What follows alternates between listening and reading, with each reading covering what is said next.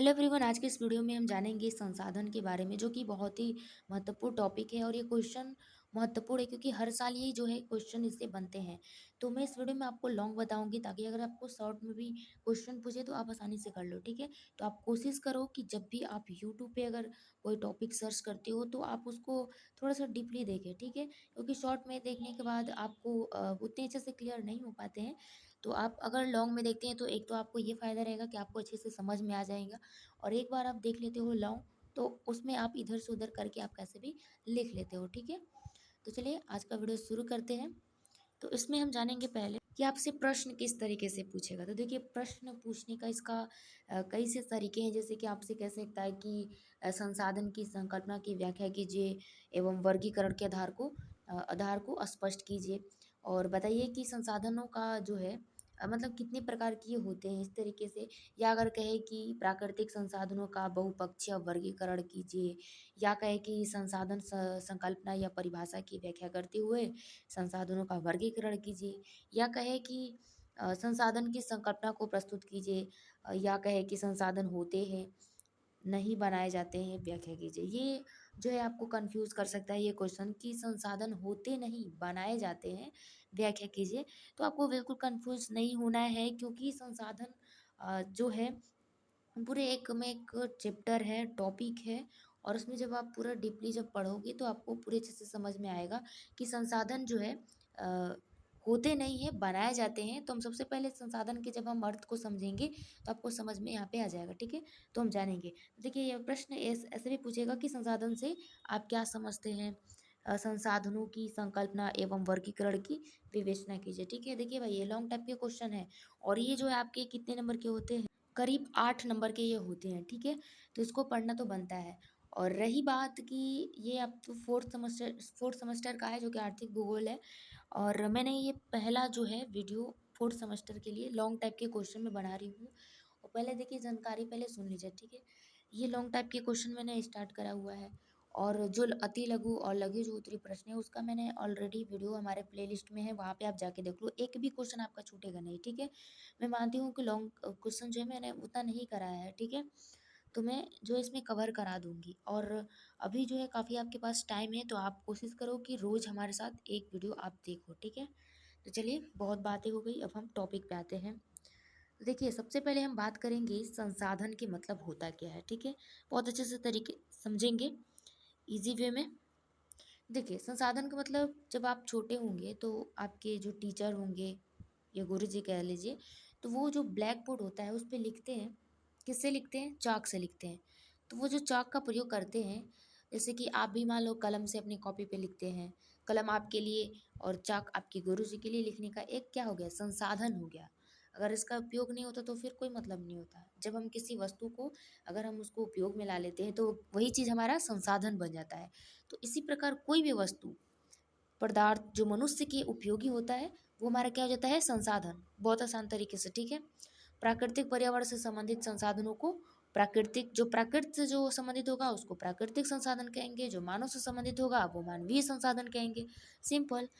अब मान लीजिए कि वायु है, वर्षा है, पहाड़, सूर्य की ये जो रोशनी है, जल स्रोत, वन, पेड़ पौधे, झाड़ियाँ, कोयला, खनिज तेल, ये सभी क्या है? प्राकृतिक संसाधन है। और मनुष्य जो है, पशु पक्षी कीट पतंग, ये सभी सभी क्या है? प्राकृतिक संसाधन पर्यावरण की अंग है। प्रकृति के ये सभी अंग जो है किसी न किसी रूप में एक दूसरे से जुड़े हुए हैं। इसमें से किसी भी एक नहीं रहेगा, मतलब घट जाएगा, तो क्या होगा? बढ़ने की स्थिति में प्रकृति का संतुलन बिगड़ने लगता है। और इसे हम क्या कहते हैं? अनेक इसे इसे तो हम, जैसे कि आगे चल के क्या होगा, बहुत दिक्कतें होंगी, पर्यावरण असंतुलित हो जाएगा। तो इसे हम अनेक प्राकृतिक आपदाओं का मानव को काफ़ी सामना करना पड़ता है। तो देखिए, जो प्राकृतिक संसाधनों में जो जल का काफ़ी विशेष, मतलब ये कहे तो महत्वपूर्ण जो है इसका, प्राकृतिक संसाधनों में जल का विशेष वो महत्व रहता है। जल एक बहुमूल्य संसाधन है। चलिए, एक आपको कमेंट करके हमको बताना है, एक पहेली क्या होगा। तो पहेली है कि मैं हर समय आपके काम आता हूँ, मेरे बिना आपका काम नहीं चलता। आप चाहे स्कूल जाएं या सैर करने, मैं आपके साथ साथ चलता हूँ। मैं आसमान में, जमीन के अंदर, नदी समुद्र में मौजूद रहता हूँ। मैं ठोस, द्रव और गैस तीनों रूपों में लेता हूँ, बताओ मैं कौन हूँ, मेरा नाम क्या है? तो इसको कमेंट करके बताना है। अब चलिए हम टॉपिक वाइज़ पढ़ते हैं, ठीक है? तो देखिए संसाधनों की जो है परिभाषा जानिए कि संसाधन जो है किसे कहेंगे? तो एग्ज़ाम में आपको परिभाषा ज़रूर लिखना है। कोशिश करिए कि आप 2 परिभाषा लिखिए, अगर आपसे 2 याद नहीं हो पाता है तो 1 भी आप लिख सकते हो, ठीक है? इससे क्या होता है, कोई भी भूगोल में टॉपिक उठा लो, उस टॉपिक से अगर आप परिभाषा लिखते हो, किसी वैज्ञानिक मत को बताते हो, तो बहुत अच्छा नंबर मिलता है, ठीक है? तो देखिए मैंने 2 वैज्ञानिक मतों का लिया है जो कि मुझे बहुत अच्छा लगा और याद करने में भी बहुत आसान है कि जेम्स फिशर, है ना? जेम्स फिशर के अनुसार ये कहते हैं कि संसाधन ऐसी कोई वस्तु है जो मानवीय आवश्यकताओं तथा इच्छाओं की पूर्ति करता है। अब ये किसको नहीं याद होगा भाई? ये तो सिंपल है। उसके बाद है जिमरमैन के अनुसार ये कहते हैं कि संसाधन मानवीय पर्यावरण की वो पक्ष हैं जिनके द्वारा मानव की आवश्यकताओं की पूर्ति में सुविधा होती है तथा सामाजिक उद्देश्यों की पूर्ति होती है। तो ये तो हमारा हो गया परिभाषा। इन दोनों को आपको नोट डाउन कर लेना है अपने रफ में और उसको 1-2 बार पढ़ोगे तो आपको याद हो जाएगा। चलिए अब हम बात करेंगे थोड़ा सा संसाधन के बारे में कि भूगोल के तरीके में आप कैसे लिखेंगे। तो देखिए जो संसाधन है इसकी प्राकृतिक न होकर मानवीय भी होता है। अब आप सोचोगे कैसे? देखिए बिना मानवीय प्रयास की मतलब कोई भी अगर मानव अगर प्रकृति में जो चीज़ें हैं उसको छुए ना, कुछ भी ना करे, कोई तत्व है, पदार्थ है या दशा जो भी संसाधन का रूप नहीं ले सकती, मतलब कि छुए ही ना, मतलब कुछ यूज़ ही ना करे प्राकृतिक रूप से, तो फिर वो संसाधन होगा ही नहीं, वो वैसे के वैसे पड़ा रहेगा। जैसे उदाहरण के लिए मान लीजिए कि अ, भूगर्भिक जो है उसमें जो भी हमारा मतलब पृथ्वी के अंदर जो भी खनिज है उस समय तक वो संसाधन नहीं कहलाता जब तक कि उनकी स्थिति दोहन के उपरांत मानवीय उपयोग के योग ना हो जाए और वो मानवीय प्रयासों से संभव है। ठीक है, जो हमारा पृथ्वी है उसमें तमाम तरीके का खनिज जो भी है उसमें पड़ा हुआ है, अगर उसमें मानो अगर उसको हस्तक्षेप ना करे, उसे निकाले ना, उसे अपने योग अपने दैनिक जीवन में प्रयोग ना करे, उसका यूज़ ना करे, तो फिर वो संसाधन होगा ही नहीं, ठीक है? तो आप अच्छे से समझ गए होंगे कि संसाधन का मतलब क्या होगा, ठीक है? अब चलिए हम बढ़ते हैं, संसाधन की संकल्पनाएँ जानेंगे। हमने अर्थ जान लिया, परिभाषा जान ली है, ठीक है? अब आप इसको जितने भी मैंने बताया संसाधन के बारे में आपको खुद से लिखना है। आप बस एक बार सुनिए तो आपको समझ में आ गया होगा, ठीक है? तो संसाधन की संकल्पनाएँ हम जानेंगे इसको बहुत अच्छे से। देखिए हेडिंग लगाना है संसाधनों की संकल्पना है। इसमें पहला जो है ध्यान से समझेंगे, ठीक है? बस आप अच्छे से समझिए, आपको पूरे अच्छे से याद हो जाएँगे अभी के अभी, ठीक है? तो देखिए संसाधन होते नहीं, बनाए जाते हैं। इसका मैंने कांसेप्ट शुरू-शुरू में मैंने बता दिया। तो देखिए इसमें क्या होता है कि जो संसाधन जो भी होते हैं, वो बनते नहीं हैं, बल्कि उसे मानव क्या करते हैं, बनाते हैं, अपनी जो भी आवश्यकता को पूरा करने के लिए। तो प्रकृति में विभिन्न रूपों में जो भी वितरित पदार्थ है वो मनुष्य अपने कौशल एवं दक्षता से उपयोग के योग बना लिया है, तो उसी को क्या कहते हैं, ये कंसेप्ट को पूरा करते हैं कि संसाधन होते नहीं है, बनाए जाते हैं। जैसे कि मान लीजिए कि पेड़ है, ठीक है? तो पेड़ ऐसे मानो जाएगा, उसको काटेगा, फिर उसको छोटे-छोटे लकड़ियों में करेगा और उसे फर्नीचर वगैरह का काम जो है वो करेगा। तो वो उसकी क्या है, कौशल है, उसका कला है और उसकी अ, दक्षता है कि वो पेड़ को काट के अगर इस तरीके का वो जो भी जो है कला से वो बना सकता है, तो वो क्या हो जाएगा, वो संसाधन बनाए जाते हैं, ठीक है? तो संसाधन होते नहीं है बल्कि बनाए जाते हैं। ये कांसेप्ट क्लियर हो गया? चलिए, दूसरा क्या कह रहे हैं कि संसाधन एक गतिशील संकल्पना है, स्थिर नहीं है। ये बात भी सही है कि जो संसाधन की जो भी प्रक्रिया है, ये हमेशा चलने वाली है, ये स्थिर बिल्कुल नहीं है। कुछ संसाधन वर्तमान में अनेक प्रतिरोधियों के कारण मानवीय उपयोग के योग्य नहीं है, वही कालांतर संसाधन का रूप लेकर मानवीय आवश्यकताओं की पूर्ति कर सकते हैं। ये क्रियाएं ज्ञान की प्रमुख भूमिका होती है।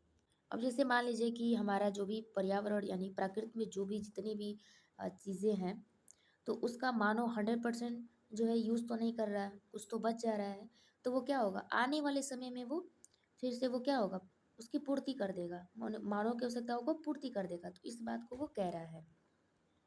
चलिए तीसरा हेडिंग है, तीसरा हेडिंग कह रहा है कि मनुष्य के रहन सहन का स्तर संसाधनों के उपयोग का परिणाम है। ये बात भी सही है। देखिए जो प्राचीन मानव जब प्रकृति में विद्यमान संसाधनों के दोहन से अनभिज्ञ था, मतलब कुछ जानता-वानता नहीं था, तो जंगली अवस्था में जीवन व्यतीत करता था उस समय।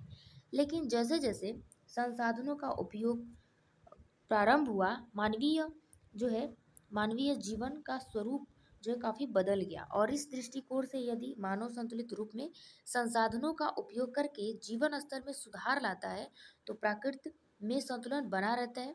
नहीं तो प्रकृति में भी क्या होगा, अब अपना तो वो जो है कि आवश्यकता को पूरा कर रहा है, लेकिन ये भी प्राकृत में भी क्या होगा, उसमें भी दिक्कत होगा, अनेक संकटें उत्पन्न हो जाएंगी।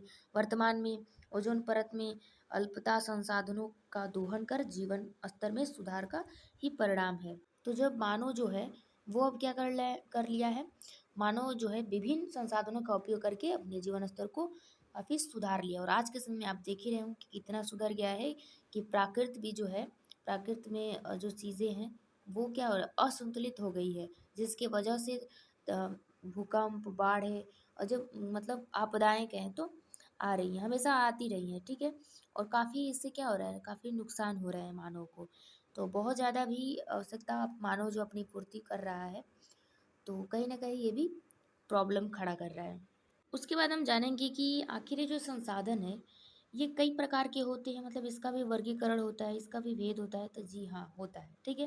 देखिए, चलिए हम संसाधनों का वर्गीकरण करते हैं। तो हम पहले बात करेंगे सुलभता के आधार पर, ठीक है। 3 वर्गों में रखा जा सकता है इसको। तो पहला इसमें क है, सुलभता के आधार पर, ठीक है, सुलभता के आधार पर। हाँ, तो देखिए सुलभता के आधार पर कितने प्रकार के होते हैं, 4 प्रकार के होते हैं। पहला, सर्वसुलभ संसाधन, मतलब कि बहुत अच्छे से मतलब संसाधन अच्छे से मिल जाए, कोई भी चीज़, जैसे जो पदार्थ भूमंडल पर सर्वत्र उपलब्ध हो, ठीक है, सबसे ज़्यादा उपलब्ध हो, जैसे कि वायुमंडल, वायुमंडल ही तो सबसे ज़्यादा है। उसके बाद है नेत्रजन, उसके बाद है ऑक्सीजन। तो ये क्या है, सर्वसुलभ संसाधन है। दूसरा है, हम क्या पढ़ रहे हैं, संसाधनों का वर्गीकरण कर रहे हैं, जिसमें कि ये केवल अभी क है, उसके बाद ख जानेंगे, उसके बाद ग। तो ठीक है, तो क में कितने प्रकार के, 4 प्रकार के। चलिए, दूसरा है सामान्य सुलभ संसाधन। इसमें ऐसे पदार्थ जो कि भूमंडल पर सामान्यतः अधिकांश क्षेत्रों में मिलते हैं, जैसे कि आपका उर्वरक मिट्टी हो गया, जल हो गया, घास हो गया, ये सभी, ये हर जगह लगभग में मिलते ही हैं। तीसरा ये है कि विरल संसाधन, तो वो पदार्थ भूमंडल पर कहीं कहीं पाए जाते हैं, कहीं कहीं पाए जाते हैं, मतलब जैसे कि कोयला हो गया, खनिज हो गया, तेल, ये हर जगह तो नहीं पाए जाते, कहीं कहीं पाया जाता है। अलग देशों में भी पाया जाता है, तो वहाँ से आता है, कुछ यहाँ की चीज़ें जो है वहाँ पे जाता है, तो ये विरल संसाधन में आता है। उसके बाद है कि एकल संसाधन, नाम से ही पता चल रहा है कि केवल एक ही कोई संसाधन होगा, तो ऐसे पदार्थ जो कि भूमंडल पर मात्र एक या दो ही स्थान पर हो, यथा क्रियोलाइट, ठीक है, आदि। तो ये हमने हो गया सुलभता के आधार पर कितने प्रकार के, 4 प्रकार के। ध्यान से इसको देख लेना है, सर्वसुलभ संसाधन, सामान्य सुलभ संसाधन और विरल संसाधन, एकल संसाधन। चलिए ख पे चलते हैं। तो ख है अधिकार क्षेत्र के आधार पर। इसमें अधिकार जुट गया है, इसमें देखिए अधिकार वाला कोई क्षेत्र, पढ़ेंगे तो समझ में आएगा। देखिए, पहला व्यक्तिगत संसाधन, देखिए व्यक्तिगत जो चीज़ें जो मनुष्य से रिलेटेड होता है उसका कुछ अधिकार होता है, तो इसलिए यहाँ पे जुड़ गया कि अधिकार क्षेत्र के आधार पर उस तरीके से देखा जाए तो व्यक्तिगत संसाधन, इसके अंतर्गत जैसे कि मुद्रा हो गया, ये मनुष्य क्या अधिकार है, मुद्रा। भूमि, ये भी आपका अधिकार था, लेकिन अब तो नहीं है, अब ये हट गया है, भूमि संपत्ति का अधिकार हट गया है। भूमि, ठीक है, भूमि का जो है अधिकार, मकान का अधिकार, संपत्ति का अधिकार हटा है, भूमि का नहीं, संपत्ति का अधिकार जो है आपका हट गया है। तो ये अधिकार क्षेत्र पे आपका आता है। दूसरा ये कि राष्ट्रीय संसाधन, राष्ट्रीय संसाधन में देखिए किसी देश के नागरिकों के अधिकार क्षेत्र में आने वाले व्यक्तिगत संसाधनों के योग को राष्ट्रीय संसाधन कहा जाता है। इसके साथ ही सार्वजनिक संपत्तियाँ जो भी हैं, किसी राष्ट्र की सीमाएं होती हैं, जैसे कि रेल हो गया, ये सभी राष्ट्र की सीमाएं में आती हैं। वन हो गया, खनिज भंडार, जल शक्ति क्षमता, मिट्टी, नदी, पर्वत, ये सभी क्या है, ये राष्ट्रीय संसाधन है, ठीक है। अब भाई नदी तो किसी का होगा नहीं, ठीक है, मिट्टी भी सब जो है किसी का है नहीं, उसके बाद जल भी किसी का नहीं है, रेल जो है मतलब ये कहने का मतलब ये सभी जितनी भी है ये किसके अंतर्गत आता है, इसका देख रेख कौन करेगा, इसका अगर कुछ भी होता है इसके बारे में जो जो भी योजनाएं लाना हो, देखभाल करना हो, जो भी योजना को बनाना हो, तो ये किस में आएगा, राष्ट्रीय के तहत आएगा, ठीक है, मतलब कि सरकार के अधीन आएगा, तो ये राष्ट्रीय संसाधन हो गए। चलिए अब तीसरा है कि विश्व संसाधन। अब विश्व संसाधन में देखिए मानव कल्याण में सहयोग देने वाले विश्व के समस्त भौतिक मतलब सभी प्रकार के भौतिक और जो अभौतिक पदार्थ है वो क्या हो गया, विश्व संसाधन कहलाते हैं, जो विश्व में सभी शामिल हो जाएंगे, भौतिक अभौतिक, ठीक है, तो वो क्या हो जाएगा, विश्व संसाधन। उसके बाद हम बात करेंगे ग नंबर, उपयोग के आधार पे। अब आप कहोगे कि उपयोग के आधार पे क्या मतलब, तो देखो कोई चीज़ें होती हैं कि प्रयोग होती हैं, कोई चीज़ें होती हैं कि वो यूज़ नहीं होती हैं, तो देखिए वही कह रहा है अप्रयुक्त संसाधन, अब तक प्रयोग में न आए पदार्थ इस श्रेणी में आते हैं, जो जो ऐसा पदार्थ बचा हो जो मानो उसका अपने जीवन में प्रयोग किया ही नहीं है, तो वो क्या होगा, अप्रयुक्त संसाधन, तो आपको नाम से ही पता चल जा रहा है। दूसरा है कि अप्रयोजनीय संसाधन, यदि कोई पदार्थ अभी उपयोग में लाने योग्य नहीं है तो उसे इस श्रेणी में रखा जाता है, मतलब कि अभी, यहाँ पे देखिए कि अब तक मतलब कभी प्रयोग में अभी लाया गया ही नहीं है, आगे पता नहीं लाया जाएगा कि नहीं लाया जाएगा, लेकिन यहाँ पे दिया है कि अभी उपयोग में लाने योग्य नहीं है, मतलब कि अभी नहीं है तो आगे चल के वो लाया जा सकता है, तो ये दूसरे में आ जाएगा। अच्छा, तीसरा है विभव संसाधन। विभव संसाधन में निकट भविष्य में उपयोग में आ सकने वाले पदार्थ इस श्रेणी में आते हैं कि जो भविष्य में विभव संसाधन में निकट भविष्य में जो उपयोग जो भी पदार्थ होगा वो इस श्रेणी में आएगा। चौथा है अज्ञात स्थित या गुप्त संसाधन, जिसके बारे में कोई जानता नहीं हो, जिसके बारे में कोई ज्ञान ना हो, तो ऐसे पदार्थ या उनके गुण जिनका उपयोग नहीं हो रहा है उसे गुप्त संसाधन कहते हैं, ठीक है, तो ये आपका उपयोग के आधार पे भी हो गया। तो हमारा क था कि सुलभता के आधार पर, और उसके बाद क्या था, अधिकार क्षेत्र के आधार पर, उसके बाद क्या था, उपयोग के आधार पर, ठीक है। तो ये सभी जो जितने भी टॉपिक मैंने बताया है इसको आपको क्या करना है कि एक जगह आपको रफ पे वीडियो को देखने के बाद आपको एक बार अपने रफ पे इन सभी टॉपिक हेडिंग जो है हेडिंग उसको सिर्फ लिखना है। आप हेडिंग लिखते हो तो आप इतना भी कुछ इसमें है नहीं कि आपको समझ में नहीं आएगा, आप नाम बस हेडिंग लिखो तो आपको समझ में आ जाएगा कि उसमें क्या लिखना है, ठीक है। तो उम्मीद करते हैं बहुत वीडियो अच्छा लगा होगा, अच्छा लगा तो लाइक शेयर कमेंट जरूर करिएगा, और आप जो है मेरे चैनल से जुड़ जाए, ठीक है, क्योंकि जो है ये पहला मतलब फर्स्ट जो है लॉन्ग टाइप में ये क्वेश्चन में वीडियो था। अब आपको पर डे आपको जो लॉन्ग टाइप के क्वेश्चन आपको मिलेंगे, ठीक है, तो एग्ज़ाम से पहले आपको ये पूरे कवर हो जाएगा जो भी फोर्थ सेमेस्टर वाले हैं। तो चलिए मिलते हैं नेक्स्ट वीडियो में इसी तरह के वीडियो के साथ, अब तक के लिए जय हिंद।